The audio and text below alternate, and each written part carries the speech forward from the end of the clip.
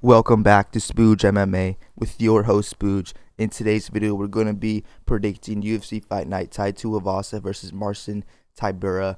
And let's get it started with the very first fight on the card, Charles Lampos Griguru versus Chad and Helagier. This is a scrap to start out the afternoon on Saturday. Charles Lampos, real power in his left hook, coming off a nice TKO win on the Dana White Contender Series over Cameron Smotherland.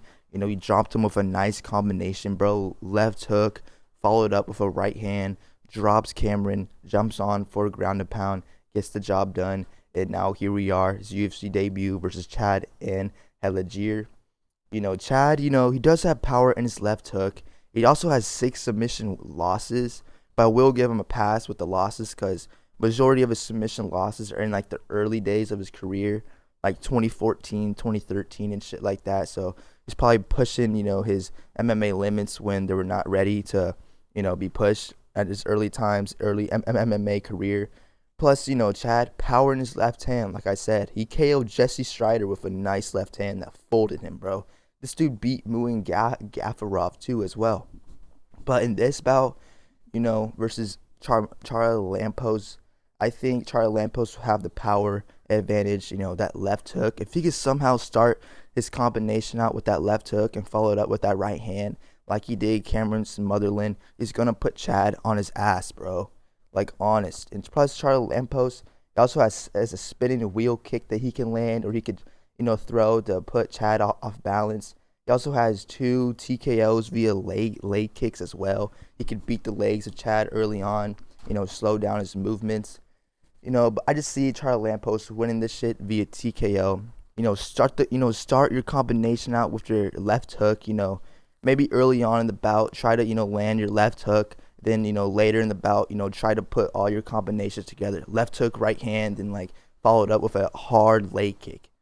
Beat the legs of Chad, bro. Beat this dude's legs till they're brittle and get the fucking TKO win. Let's go, Charles Lampos. Next bout, Thiago Moises versus Mitch Ramirez. And I'm going Thiago Moises to win via submission. Mitch Ramirez, he's going to fight Thiago on 2 weeks' notice.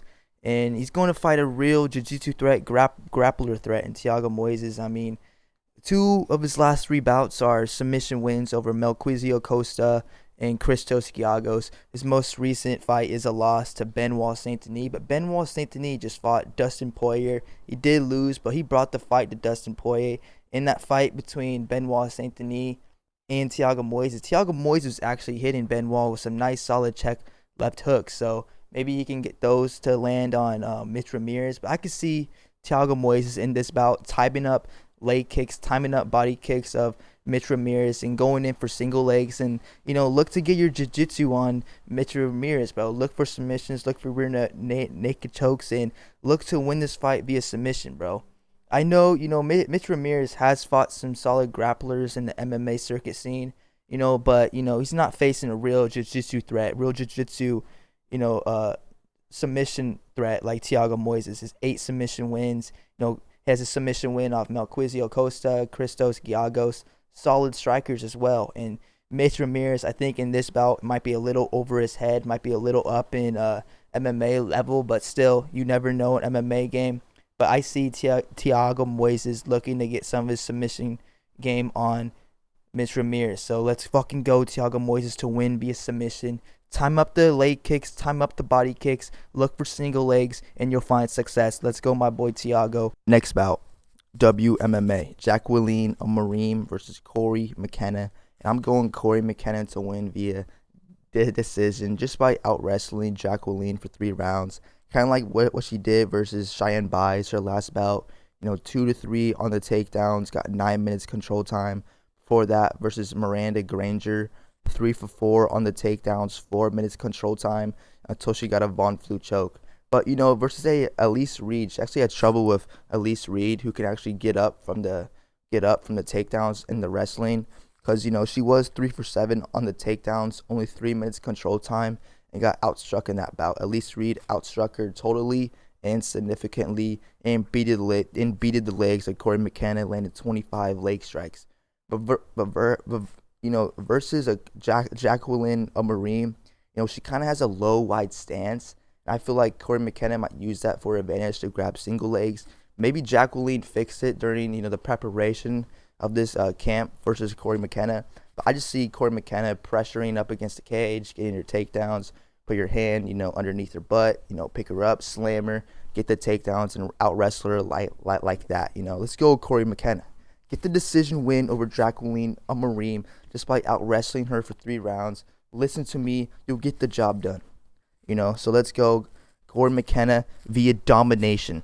30-27. Let's fucking go. Next bout, Josh Culibao versus Danny Silva. And this is about to be a scrap right here. Danny Silva, I like what I see, nice left hook, good counter boxing, good counter striking.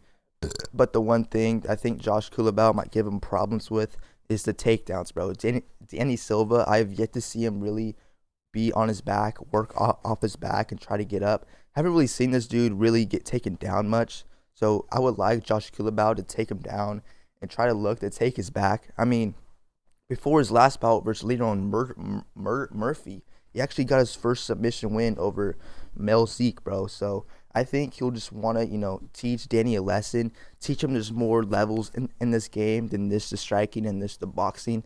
So Josh Culibao, bro, look to pressure Danny Silva against the fence, try to take his back, put him down, take him down, transitions to his back, rear naked choke, get the job done, bro. Let's go Josh Culibao. Make this fight messy and make this fight dirty and use your takedowns to your advantage, bro. Danny Silva, doesn't have much experience in the octagon getting taken down. So Josh Culibao, I would like to see him use his takedowns, use his wrestling, and try, to take the back and get your rear naked choke and get a win via submission. So let's go Josh Culibao to win via submission. Just, watch out for that left hook by Danny Silva. Next bout, Jafel Fieldho versus O'Day Osborne. And this is about to be a fun matchup on the ground, bro. I'm going Fieldho to win via submission. Listen, O'Day Osborne, if it's in his UFC career, if it's not a first round KO, it's one of his submission losses, one of his submission wins, or one of his decision wins, this fight's going to go to the ground. This fight's going to go to the ground regardlessly. And I think Fieldho would, his 9 submission wins, real submission threat. I could see him locking up his submission. I mean, remember that Muhammad Makayev knee bar he had? Dude, I'm pretty sure 90% of fucking flyweights would have tapped to that. So I'm going Fieldho to win via submission. I think he'll lock up a choke over O'Day Osborne. Plus O'Day, 3 submission losses. When a choke gets around him, it's not his favorite position. So I'm going Jafel Fieldho to win via submission. I could just see him, maybe he gets the knee bar that he got on Muhammad Makayev again. He gets O'Day Osborne to tap to that. Maybe gets a rear naked choke, arm triangle. Who knows, bro? I'm going Fieldho to win via submission. Let's go, Jafel Fieldho. Next bout, more WMMA. Josiane Nunes versus Chelsea Chandler. And I'm going Nunes to win via TKO. The one thing you guys might look at Nunes and see her disadvantages would be her height. She's 5'2", going up against a 5'8" Chelsea Chandler. But, Nunes, she actually has wins over taller women like Bea Malecki, who was 5'11". She knocked her out with a left hook, fucking retired her to OnlyFans. And, the most recently was Ramona Pascual. Ramona Pascual, 5'7". When she fought her, she tried to take her down, but Nunes still got up and still outstruck her 119-71. It knocked her down twice. So Nunes has real power in her hands, and I think she's going to rock Chelsea Chandler's shit and make her run across the octagon again. Because if you don't remember, she's the woman that ran away from Norma Dumont. Oh my God, dude. So I think Nunes is going to bring it to her, walk her down, knock her the fuck out. Let's fucking go do this to win via TKO. I'm sorry, Chelsea. I'm fucking sorry, Chelsea Chandler. You're going to be running across the octagon in this bout. That's good. Next bout, the featured prelim of the night. Nathan Levy versus Mike Davis. And this is about to be a scrap right here. Real scrap right here. Mike Davis, he is a striker majorly. Does shoot a occasional single leg.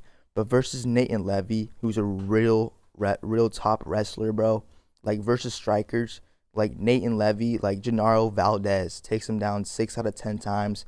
Gets 4 minutes control time. Beats him via decision. Then he fights a boxer and Mike Breeden. 9 for 16 on the takedowns, 3 minutes control time. Beats him via decision. But if you put, Levy against a dude with some solid, ground game like Rafa Garcia, can actually reverse positions, get takedowns of his own, get control time of his own, and strike for top mount. Nathan Levy loses to Rafa Garcia, someone with a solid ground game. But versus Mike Davis, 7 KO wins, 1 submission. I could see Nathan Levy just taking him down, wrestling for 3 rounds in this bout, and winning via decision. But Nathan Levy, he'll need to watch out by the body strikes of Mike Davis. He has a nice hard left hook. He likes to dig into the liver, and dude needs to watch out for that. Also likes adding on some body kicks as well. Nathan Levy need to watch out for that. But Nathan Levy, he is a black belt in Kung Fu and in karate, so he does have head strikes of his own, or leg head strikes of his own. But yeah, dude, I can see Nathan Levy winning this via the decision, pressuring Mike Davis towards the cage, taking him down, using his wrestling, just repeatedly taking him down, wearing Mike Davis out for 3 rounds. And who fucking knows? Maybe he gets a submission win in the 3rd round by just wearing on Mike Davis. But I'm going Nathan Levy to win via decision. Let's go, my dog, Nathan Levy. Next bout, Gerald Meerschaert versus Bryan Barberena. And this is about to be a scrap right here. You know what I mean? I'm going Gerald Meerschaert to win via submission. Real submission threat. And the one thing Gerald Meerschaert will need to watch out in this bout would be his chin, bro. His chin is like a broken windshield, bro, on the brinks of getting cracked. And Bryan Barberena, I know you wouldn't have the one-shot KO power to put Meerschaert's lights out cold. I mean, you never know. But the volume that Bryan Barberena has, that like the more striking he adds early on, the volume would make a difference later on in the bout. But I could see Meerschaert just taking down Bryan and just easily submitting him. Bryan's last bout out was versus Makhmud Muradov, and Makhmud took him down 13 times. But when Gerald Meerschaert fought Makhmud, got submitted in the 2nd round in 2021. Gerald Meerschaert got a nice submission win over him. So I'm going Gerald Meerschaert to win via submission. Look to take down Bryan Barberena. Look to take his back, body lock, rear naked choke. Boom. Get the job done. Let's fucking go, right? Next bout, Pannie Kianzad versus Macy Chiasson. If you didn't know, this is actually a TUF 28 finale rematch. Macy ended up submitting Pannie in the first fight. And I could see Macy doing the same thing. Maybe not submitting her, but out wrestling her for 3 rounds. Pannie, in my opinion, she probably worked on her ground game from the time being. So her ground game is probably, a lot better than what it was when it was the TUF 28 finale. But Macy Chiasson, I think she's going to out-wrestle Pannie. I mean, she's 5'11", versus a 5'7" Pannie, so she would have the height advantage. And plus, her last bout out versus Irene Aldana, she was arguably winning that bout, taking her down, control time. It was just some crazy, thing in the 3rd round happened where Irene Aldana landed an up kick that landed on Macy's liver and legit just made Macy fold. And Irene Aldana ended up winning via TKO with a nice, perfect place up kick that landed on Macy Chiasson's liver that just dropped her, folded her, basically put her out in the bout. But, in this bout versus Pannie, Macy just take her down, wrestle her for 3 rounds, get an easy decision win over Pannie. Pannie, her power, she only has 3 KO finishes. Her power is not going to amaze you, but she does have some quick 1-2s, bro. So lightning fast 1-2s, real quick, bro. So Macy would need to watch out for that. But I can just imagine her just eating those shots, just like continue to grab a single leg or double leg and taking her down. So let's go Macy Chiasson for the decision win over Pannie Kianzad. Let's fucking go. Next bout, Christian Rodriguez versus Isaac Dulgarian. And this bout's about to be a banger right here, bro. Christian Rodriguez, I believe, has some little extra motivation in what Isaac said in Media Week. Isaac said that Christian is beating kids in his UFC career, which you could say that because he did beat Raul Rosas Jr., who was a teenager at the time. But you can't say that about his last bout versus Cameron Simon. Cameron Simon, real fucking top bantamweight. Maybe not top bantamweight, but on the cuffs of being a top bantamweight in his future. And that was a tough fight for C-Rod, bro. Cameron Simon's no joke. And Isaac Dulgarian, your first fight in the UFC was against a 25-year-old Francis Marshall. You could say that was a kid as well.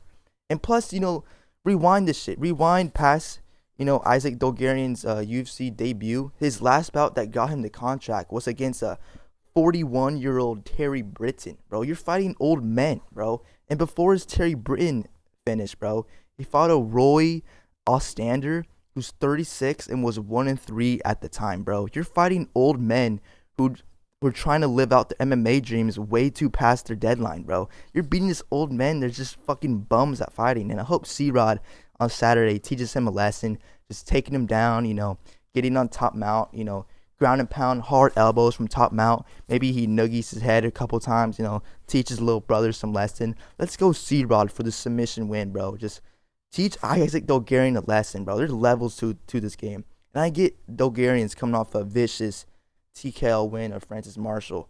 But, dude, Francis Marshall, young in his game. C-Rod. I think C-Rod has a lot better ground game than Francis Marshall. But I think, Isaac Dolgarian, he's going to get taken down.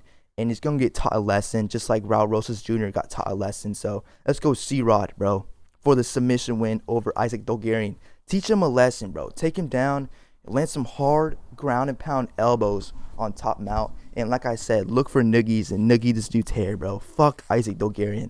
How the fuck can you say that, you fucking bum? Next bout, Ovince St. Preux versus Kennedy Nzechukwu.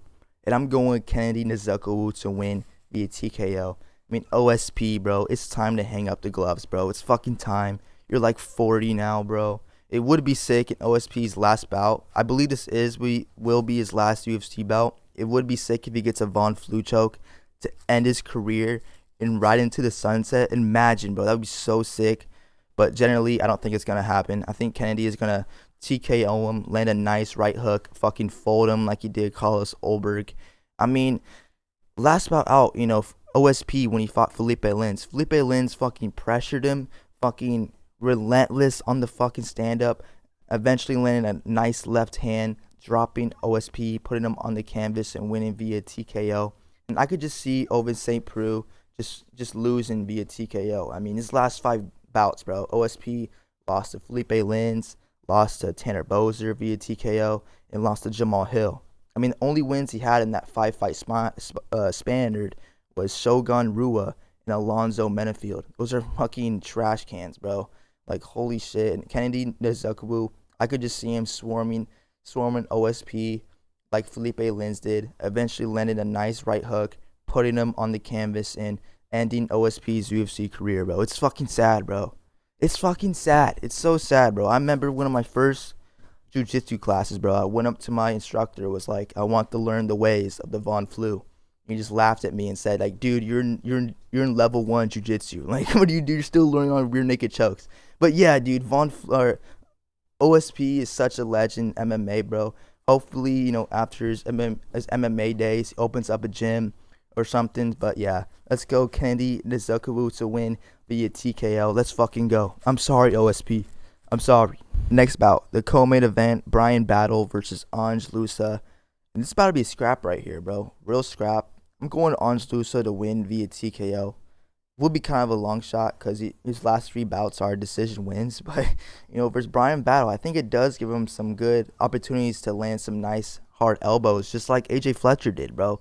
I hope Ange Loosa kind of look at Bryan Battle's last bout versus AJ Fletcher and, take that elbow that AJ Fletcher landed in the first round to consumption, bro. Because Bryan Battle, he did get dropped with that elbow. Real fucking dropped. And plus in that first round versus AJ Fletcher, Bryan Battle was, really slow start.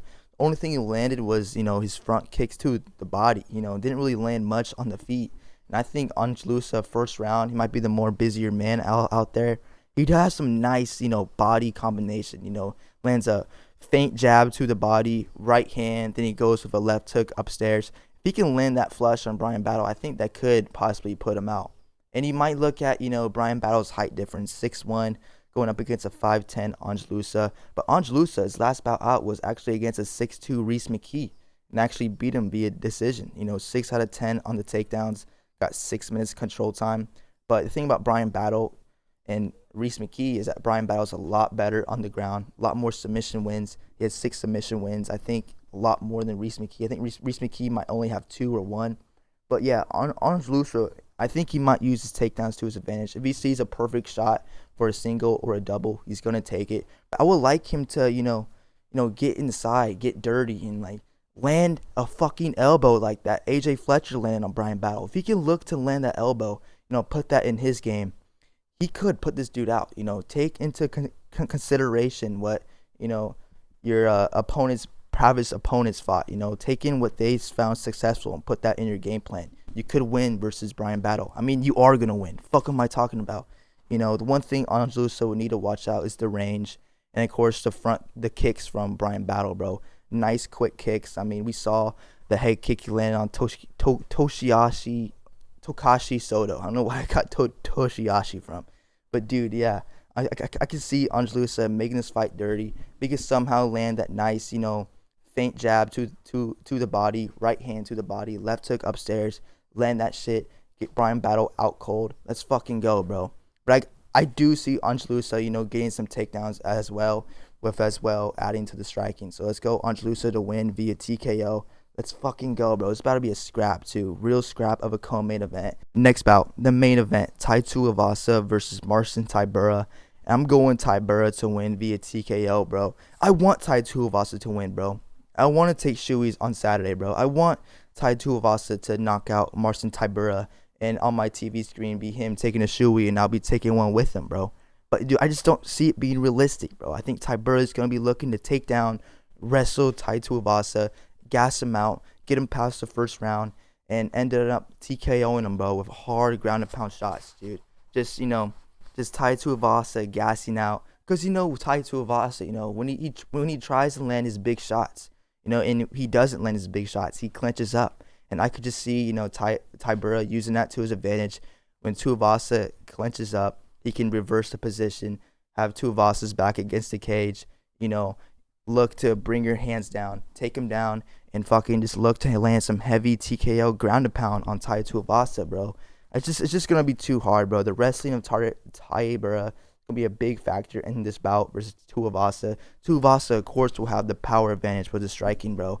But it'll just be if he can connect, and I don't think he's gonna be able to connect on Tybura's chin. Plus, Tybura on media day, he already said what his game plan was, is to not get fucking hit by Tuivasa. So he's gonna be changing levels and looking for takedowns. So let's go Tybura to win via TKO, bro. I want shoeies, but regardless if he wins, I'm taking shoeies. But let's fucking go Tybura to win via TKO. And it's going to be a sick fight night, bro. It's going to be a sick Saturday night, or Saturday afternoon, I should say. And I hope you guys have a good one. Enjoy watching the fights. Spooge Army. Hope you guys have a good weekend and a good day. Hope you guys enjoy watching the video. And yeah, I see the Spooge Army in the next one. I salute the troops.